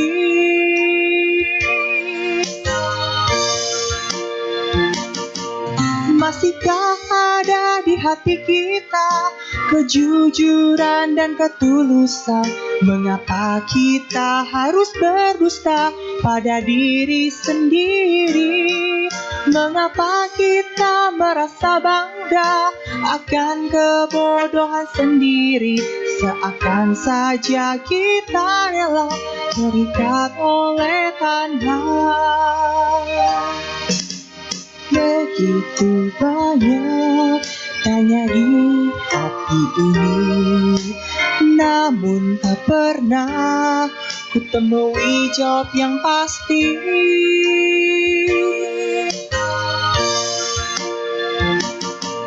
Masihkah ada di hati kita kejujuran dan ketulusan? Mengapa kita harus berdusta pada diri sendiri? Mengapa kita merasa bangga akan kebodohan sendiri? Seakan saja kita rela terikat oleh tanah. Masihkah ada di hati kita kejujuran dan ketulusan? Mengapa kita harus berdusta pada diri sendiri? Mengapa kita merasa bangga akan kebodohan sendiri? Seakan saja kita rela terikat oleh tanah. Seakan saja kita rela terikat oleh tanah.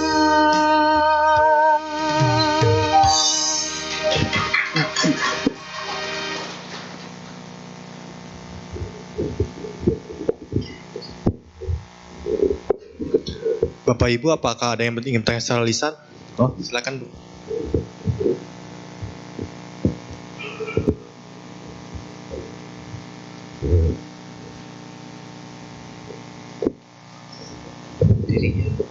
Namo Buddhaya Bante.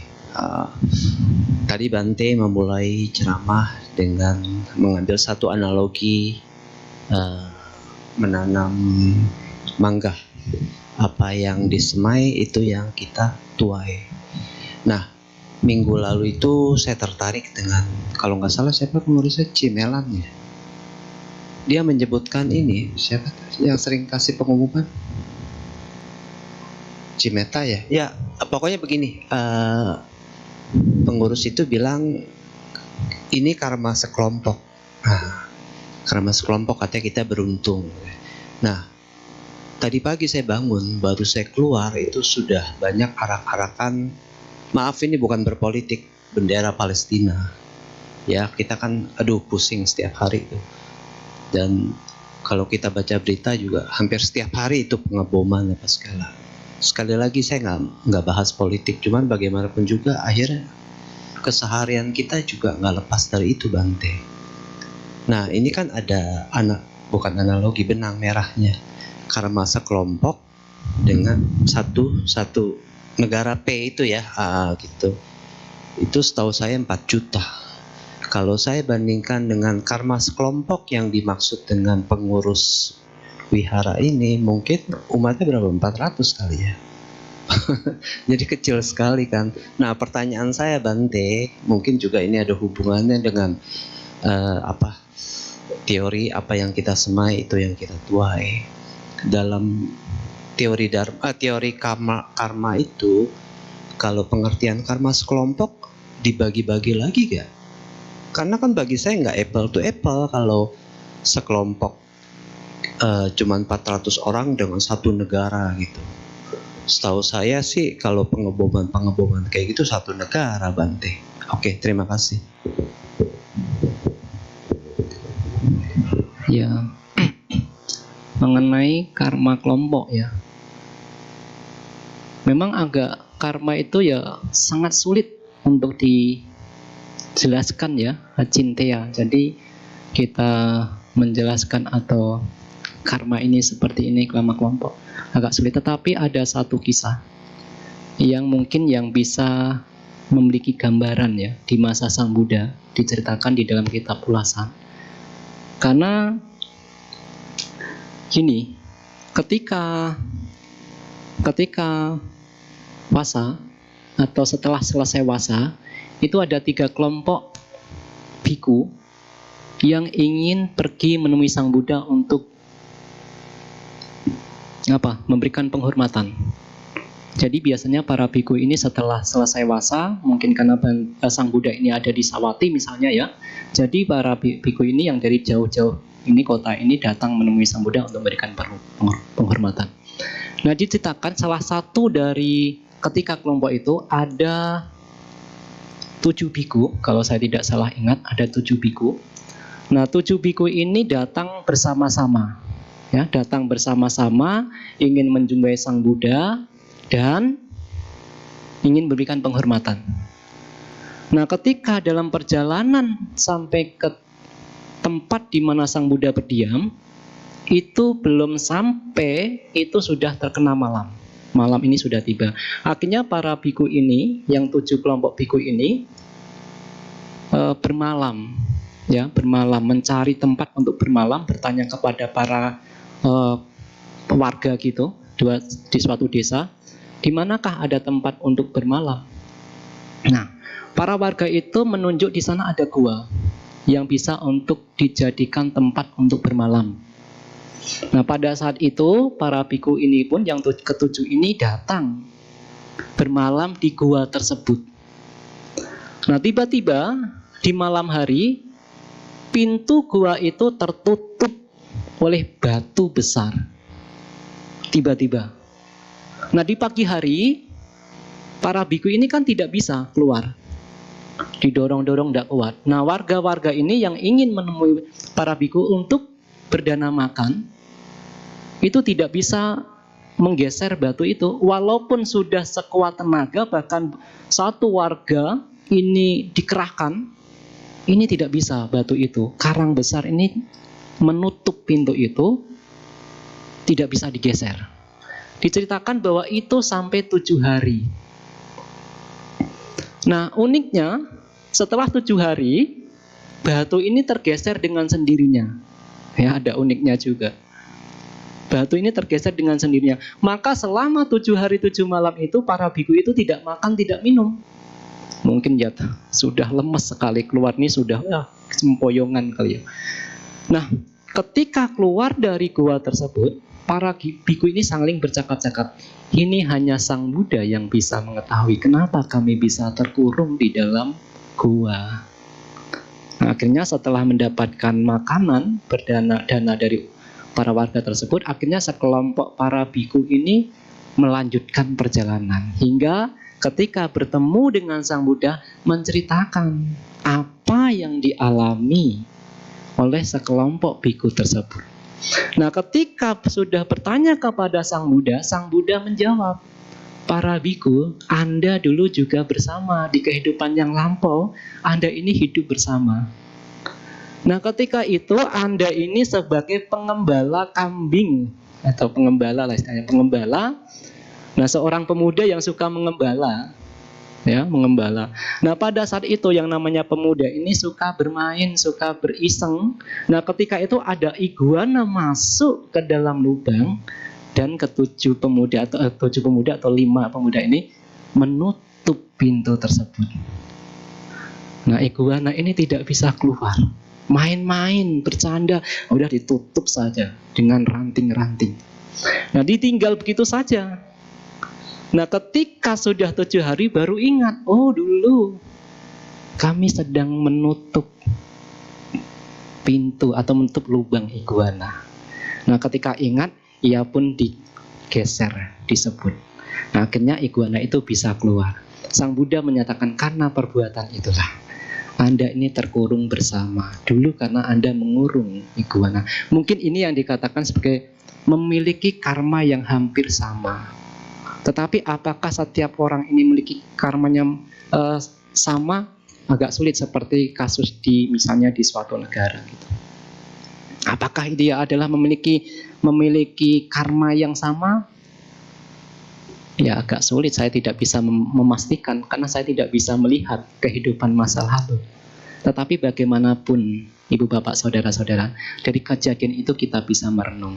Kita ini beruntung di Indonesia. Itu sebetulnya kita ambil positifnya. Ketika orang-orang sulit untuk makan di sana, ketika kesulitan untuk hidup, ketakutan mencekam, Anda bisa hidup dengan tenang. Sebetulnya itu yang perlu direnungkan. Maka itulah suatu ketika Sang Buddha ini menyatakan ada bahaya di masa depan. Setidaknya ada 5 bahaya. Yang pertama adalah usia tua. Usia tua itu bahaya, Ibu Bapak. Orang yang ingin meningkatkan, orang yang ingin praktek dhamma, ketika usia tua sudah datang sulit. Usia tua menjadi rintangan untuk praktek ajaran para Buddha. Maka Sang Buddha menganjurkan ketika masih muda inilah berjuanglah. Karena mungkin saja ketika nanti usia tua kita sudah siap menghadapinya, itu yang paling penting. Usia tua memang ketika indria-indria ini sudah melemah, penglihatan sudah melemah, pendengaran sudah melemah, itu menjadi rintangan untuk praktek dhamma. Berjuanglah ketika masih muda. Itu yang paling penting. Sang Buddha menyatakan bahwa usia tua itu bahaya. Bahaya bagi ia yang ingin mempraktekkan dhamma. Yang kedua adalah bahaya penyakit. Penyakit itu juga bahaya. Ketika kita sudah sakit, Ibu Bapak, saya sendiri, bukan Ibu Bapak, saya tidak tahu kalau Ibu Bapak. Suatu misal saya saja sakit, karena saya pernah sakit. Beberapa bulan yang lalu pernah ikut retreat di GUNK, misalnya di Gunung Gelis. 5 hari setelah meditasi. Panas dingin, mungkin masuk angin. Panas, kepala sakit. Apa yang terpikir? Saya ini bisa sembuh tidak? Saya tidak bisa melanjutkan meditasi di hari itu. Baru sehari bisa mereda. Tetapi ketika sakit ini sudah datang, rasa takut itu sudah muncul. Apa yang perlu saya minum? Kita sudah disibukkan untuk mencari obat. Sulit untuk berpikir saya ingin berdana, saya ingin praktek sila, saya ingin praktek meditasi. Ketika sakit, itu bahaya. Maka Sang Buddha menyarankan ketika sehat inilah kesempatan kita untuk berjuang. Usia tua, penyakit. Yang ketiga adalah kelaparan. Ibu Bapak sekarang masih mudah untuk mendapatkan makanan. Panen masih bisa. Siapa yang bisa menjamin 1 tahun, 2 tahun yang akan datang panen ini tetap akan mudah didapat. Makanan akan mudah didapat. Tidak ada yang berani menjamin. Tetapi ketika sekarang kita mudah untuk mendapatkan makanan, mau makan saja apa aja ada, ini kesempatan untuk berjuang. Karena nanti kalau sudah kelaparan, kita hanya disibukkan sulitnya untuk mencari makan. Itu bahaya di masa depan. Dan ada bahaya juga mungkin bencana tadi. Ketika sekarang kita menatap satu dengan yang lain dengan penuh kasih sayang, menatap dengan yang lain penuh dengan keharmonisan, siapa yang bisa menjamin 1 tahun yang akan datang kita tetap aman seperti ini?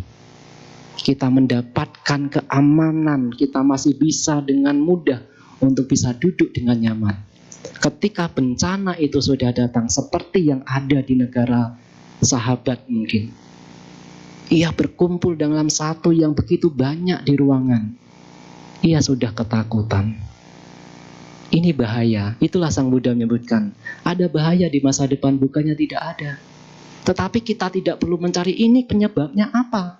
Tetapi kita merenungkan, kalau saya terjadi di situ pada saat itu, ini akan hanya menjadi kesulitan bagi saya untuk bisa praktek Dhamma. Sekarang, ketika saya masih muda, ketika saya masih sehat, ketika kehidupan ini masih nyaman, makanan mudah didapat, sekarang saatnya untuk berjuang.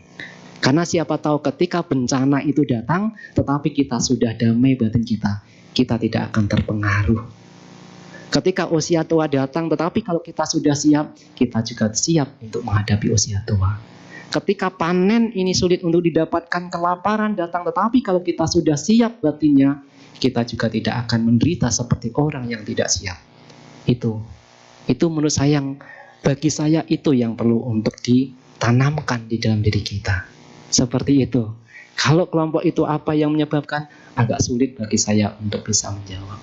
Karena saya tidak bisa mengetahui. Tetapi memang di dalam kisah-kisah ulasan disebutkan ada beberapa kelompok para biku yang pada saat itu menderita karena bersama-sama terkurung di dalam gua.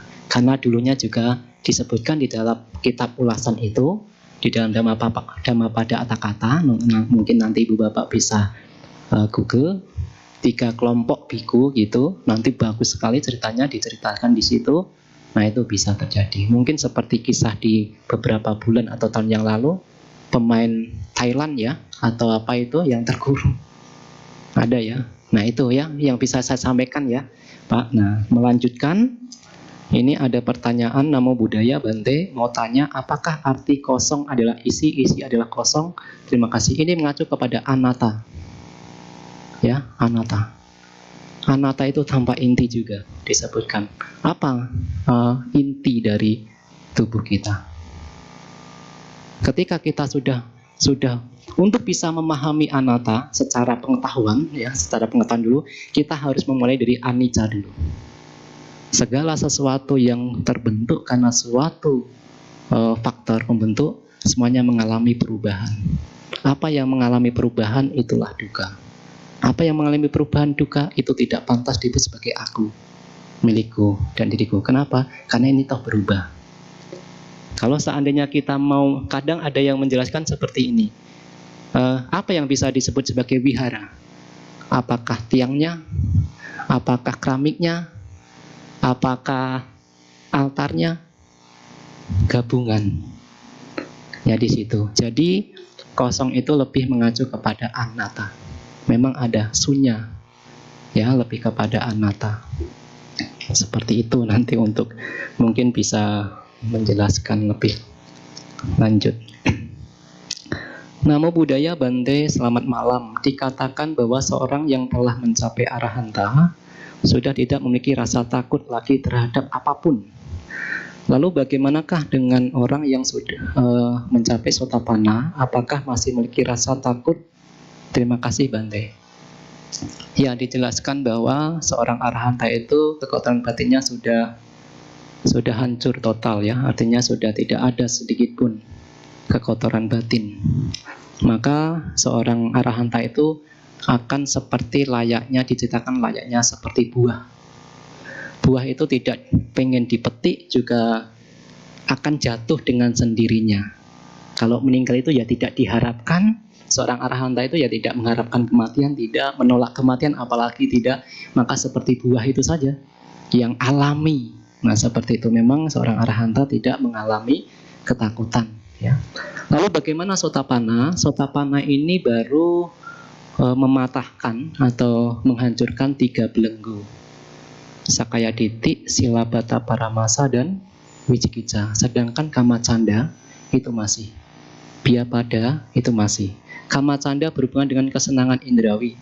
Seorang sotapanna itu masih menyenangi kesenangan indrawi. Jangan berpikir seorang sotapanna mungkin sudah tidak tidak menikah, tidak, kan ada kisah Wisaka juga dikisahkan Sotapana di usia 7 tahun. Tetapi toh pada akhirnya menikah. Jadi masih ada kesenangan di situ ya.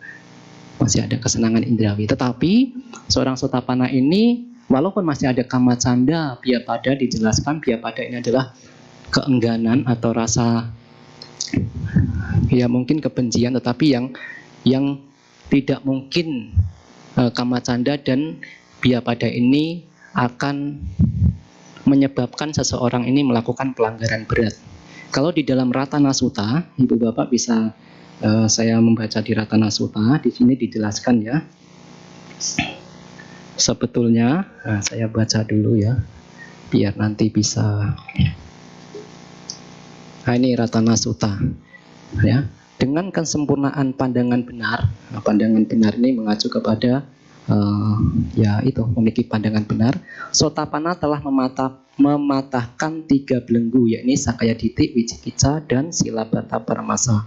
Mereka telah bebas dari 4 alam menyedihkan dan tak mungkin melakukan 6 keburukan berat. Ini yang dijelaskan di Ratana Sutta. Seorang Sotapana tidak mungkin melakukan 6 perbuatan buruk atau yang disebut sebagai akusala garuka kama. Tidak mungkin membunuh ayah, tidak mungkin membunuh ibu, tidak mungkin membunuh arahat, tidak mungkin melukai seorang Buddha, tidak mungkin memecah belah bhikkhu sangga, dan ia memiliki pandangan benar, terutama 4 kebenaran Arya. Jadi walaupun seorang Sotapana masih memiliki kama canda, masih memiliki biapada, tetapi ia tidak mungkin kekotoran batinnya itu mengarahkan untuk melakukan pelanggaran sila yang berat. Tetapi kok di Ratana Sutta disebutkan tidak mungkin melakukan 6 perbuatan berat. Lalu apakah seorang Sotapana ini mengalami ketakutan? Kalau ketakutan akan kematian, saya pikir tidak. Karena seorang Sotapana sudah memiliki pandangan yang sempurna terhadap bahwa jasmani ini bukan miliknya. Orang yang masih memiliki ketakutan terhadap kematian, salah satunya adalah karena ia masih melekati terhadap jasmaninya. Maka hati-hati Ibu Bapak. Kalau dari sekarang Ibu Bapak tidak berusaha sedikit demi sedikit untuk merelakan tubuh ini, Ibu Bapak akan terikat melekat terhadap jasmani. Oh, saya akan kehilangan mata saya yang indah. Oh, saya akan kehilangan telinga saya yang indah. Itu hanya akan menimbulkan ketakutan. Maka sedikit demi sedikit perenungan tentang anicca itu perlu dilakukan. Perenungan tentang anatta itu perlu dilakukan. Jasmani ini bukan milikku loh. Kuku ini bukan milikku loh. Aduh, kuku saya bagus. Kuku ini bukan milikku. Kalau kuku ini milikku, kita bisa berharap kuku kamu harus bagus terus. Tapi kita tidak bisa mengharap itu. Maka itulah ini bukan milikku. Oh, rambut ini bukan milikku. Rambut kamu jangan memutih. Saya tidak mau rambut saya memutih. Mana mungkin bisa. Itu alami. Selama kita mengharapkan sesuatu yang bukan milik kita, kita menganggap semakin besar penderitaan yang kita alami. Maka kita harus sedikit demi sedikit memiliki pandangan. Ya, memiliki pengetahuan secara teori dulu tidak masalah. Oh, rambut ini bukan milikku. Kalau rambut ini milikku, saya bisa mengatur rambut saya seperti yang saya inginkan. Kamu jangan putih. Tetapi toh nyatanya tidak bisa. Oh, gigi ini bukan milikku. Kalau seandainya gigi ini milikku, saya bisa berharap, gigi kamu jangan sakit dong. Tetapi karena toh kita sudah berharap, tetapi gigi ini masih sakit, artinya gigi ini bukan milikku. Apa yang bukan milikku kita anggap sebagai milikku, itulah kebodohan bagi kita. Kita ini masih bodoh. Karena kita masih menganggap apa yang bukan milikku sebagai milikku. Lalu apakah seorang Sotapana ini masih bisa sedih? Bisa. Ya, sedih bisa. Contohnya siapa? Bante Ananda itu pernah suatu ketika Bante Sariputta wafat, itu sedih. Ya, Sang Buddha, Bante Sariputta sudah wafat. Saya rasanya mungkin agak sedih. Sehingga ditenangkan oleh Sang Buddha. Nanti bisa membaca di Mahaparinibbana Sutta. Atau seperti siapa? Wisaka ya, ketika cucunya meninggal. Nah, itu juga sedih. Atau seperti siapa itu yang dianggap sebagai kakaknya? Ayahnya dianggap sebagai kakaknya siapa? Anatapindika ya. Nah, Anatapindika kan memiliki anak. Anaknya meninggal, tetapi meninggalnya pada saat itu sudah mencapai Sakadagami. Sedangkan Anatapindika yang ini adalah Sotapanna. Maka ketika akan meninggal, diceritakan anaknya itu justru memanggil ayahnya itu sebagai adik. Sedih akhirnya, ya kok anak saya meninggalnya ngigo, memanggil saya kan ayah, kok saya dipanggil adik. Tetapi ternyata ketika ditanyakan kepada Sang Buddha, itu adalah pencapaian kesucian. Karena anaknya itu telah mencapai Sakadagami dan ayahnya ini baru Sotapanna. Ya, seperti itu ya. Kalau ketakutan terhadap kematian, saya meyakini sebagai seorang Sotapanna sudah tidak memiliki ketakutan terhadap kematian. Karena ia sudah mampu memiliki pandangan benar, mematahkan mematahkan Sakaya Ditti. Jasmani ini bukan milikku. Karena salah satu, nanti kalau ibu bapak membaca di dalam Anguttara Nikaya, ada 4 kenapa orang itu takut akan kematian. Tambahan ya, biar lengkap ya. Nggak apa-apa lah, ngantuk-ngantuk, nggak apa-apa sampai jam 8. Ada 4 kenapa seseorang ini takut akan kematian, gemetar akan kematian. Yang pertama adalah ia masih melekati terhadap kesenangan indrawi. Ibu bapak hati-hati juga, sedikit demi sedikit kesenangan melekat terhadap kesenangan indrawi ini sedikit demi sedikit dikurangi. Wah Bante, saya kalau belum menonton drama Korea belum bisa tidur. Wah ini bahaya. Ya sedikit demi sedikit ya dikurangi. Karena nanti kalau seandainya ketika sudah berbaring di ranjang, nanti ingat, waduh saya akan kehilangan objek yang menyenangkan dari mata, kehilangan dari suara-suara merdi, dari suaranya siapa BTS atau siapa gitu misalnya. Nah itu bisa menimbulkan kecemasan. Ya, jadi sedikit demi sedikit kesenangan indera ini mulai dikurangi gitu. Itu yang pertama. Jadi takut karena kesenangan indrawi. Karena ia masih begitu melekati tentang kesenangan indrawi. Yang kedua adalah takut akan jasmaninya, ditinggal oleh jasmaninya seperti tadi. Itu yang kedua. Jadi wah saya akan kehilangan mungkin mata saya yang menari, telinga saya yang indah, rambut saya yang baru saya cat, sedikit demi sedikit. Nah maka beberapa waktu yang lalu ketika saya pernah ke rumah sakit, ya, rumah sakit tidak perlu disebutkan namanya rumah sakitnya di Jakarta, saya membaca Parita. Anaknya ini cerita, Bante ketika ini jatuh ya, karena jatuh dari motor gitu. Bante malah ketika sakit ini ayah saya malah di mana HP saya, di mana motor saya, bagaimana? Wah ini berarti hati-hati. Kemelekatan itu bisa menimbulkan kecemasan. Ya, bisa menimbulkan kecemasan, ketakutan. Nah itu jasmani ya, melekat masih belum mampu memahami tentang jasmani ya, sedikit demi sedikit dikurangi. Yang ketiga adalah ia ini banyak melakukan perbuatan buruk, bukannya melakukan perbuatan bermanfaat, tetapi di dalam kehidupannya sering melakukan keburukan-keburukan, ucapan buruk, perilaku buruk. Ini bisa ketika datang kematian ini datang, ia bisa teringat lagi hal-hal buruk yang dilakukan.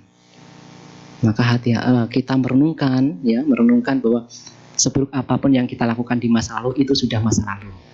Kita tidak bisa mengubah masa lalu. Menyesal boleh, tetapi sementara saja, jangan kebanyakan. Karena kalau menyesalnya ini berlarut-larut itu hanya akan mempersulit kehidupan kita. Menyesal itu baik, karena orang yang menyesal itu kan berarti tahu bahwa apa yang dilakukan itu adalah buruk. Tetapi kalau lama-kelamaan ya bahaya juga. Karena apapun yang telah dilakukan tidak bisa diubah. Ya, tidak bisa diubah. Maka yang terpenting adalah kita bisa mencontoh dari Anggulimala. Anggulimala begitu sangat keji, begitu sangat kejam. Hampir membunuh 1000 orang. Tetapi pada akhirnya Anggulimala ini bisa mencapai arahanta karena bertemu dengan Sang Buddha. Selama seseorang tidak pernah membunuh ibu dan ayahnya, kesempatan untuk bisa tercapai kesucian masih bisa, tergantung kalyanamittanya siapa. Maka Sang Buddha menyatakan kalyanamitta yang terbaik adalah Sang Buddha sebetulnya. Ya, jadi selama seseorang ini belum membunuh ibu dan ayahnya, masih kesempatan itu masih terbuka. Kalau melukai arahat sepertinya sulit sekali bagi ibu bapak. Membunuh arahat apalagi. Memecah belah sangga Diceritakan yang bisa itu hanya seorang biku, rumah tangga tidak. Aman. Aman bagi ibu bapak. Tetapi membunuh ibu dan ayah hati-hati. Ya, hati-hati. Ya itu. Jadi yang salah satu yang menyebabkan orang itu ketakutan, kecemasan ketika akan mengalami kematian adalah banyak melakukan keburukan, kejahatan. Nanti ibu bapak bisa membaca Cunda, sang penjagal babi, di dalam Dhammapada kata-kata. Itu diceritakan bagaimana ketika akan mengalami kematian, ketakutan luar biasa. Karena hampir 50 tahun kehidupannya digunakan untuk menjaga babi. Dan yang keempat adalah masih ragu-ragu terhadap Buddha, Dhamma, dan Sangha. Sedangkan bagi Sotapanna, Wicikicca ini sudah patah. Bagi kita, ya tadi kita perlu merenungkan 9 kualitas luhur Sang Buddha. Ya sedikit demi sedikit lah direnungkan. Arahang, Maha Suci. Wah, saya Sang Buddha adalah Maha Suci, kesucian. Nah inilah ibu bapak bahwa orang yang masih takut akan kematian itu ketika ia masih melekati atau begitu sangat melibatkan dirinya, terobsesi dengan kesenangan indrawi, melibatkan atau kemelekatannya terobsesi terhadap jasmani, banyak melakukan keburukan dan masih ragu-ragu terhadap tiratana. Sedangkan ia yang tidak takut akan kematian, tidak gentar akan kematian, berarti 4 ini dipatahkan. Ya, ia tidak memiliki kesenangan indrawi lagi, tidak melekat terhadap kesenangan indrawi. Dia juga tidak melekat terhadap jasmani. Ia juga banyak melakukan kebajikan. Ia juga sudah kokoh keyakinan terhadap Buddha, Dhamma, dan Sangha. Ini bagi saya yang bisa saya sampaikan karena waktunya sudah jam 8. Nanti ibu bapak biasanya pulangnya jam setengah 8, nanti pulangnya jam 8, nanti kapok nggak bisa datang lagi. Kapok atau wah ini terlalu lama ya.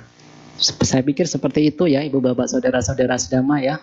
Jadi tetap semangat untuk melakukan kebajikan seperti yang tadi 6 hal yang patut untuk direnungkan atau yang sering diingat oleh para Arya juga bisa kita ingat. Ya, bisa kita ingat. Ingat kepada kualitas kepada Buddha, ingat kepada kualitas Dhamma, ingat kepada kualitas Sangha, ingat kepada moralitas kita yang baik, ingat kepada dermawan, kedermawanan yang telah kita lakukan atau suka berbagi, dan ingat kepada para dewata. Karena para dewata itu hidupnya bahagia. Kalau ibu bapak ingat kepada para dewata bahagia. Tetapi bisa terakhir di alam dewata itu ya tidak secara ujuk-ujuk. Ya, ada kebajikan-kebajikan yang dilakukan. Ya, terima kasih.